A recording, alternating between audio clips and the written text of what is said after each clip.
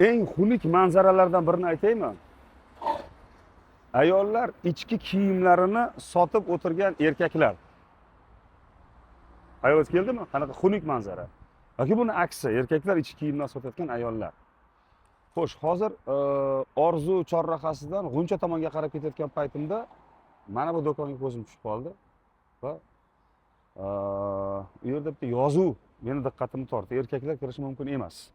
Nega bunday bilasizmi? Chunki bu yerda faqat ayollarga kerakli bo'lgan narsalar sotilar ekan va sotuvchilar ham faqat ayollar. Hurmatli ayolini rostdan qizg'onadigan erkaklar, ayolingiz uchun o'zi kelib xarid qiladigan va siz xotirjam bo'ladigan do'kon Hanumka. Tavsiya qilaman va qaytaraman. Orzu chorrahasidan G'uncha tomonga qarab ketayotganda o'ng qo'lda Hanumka.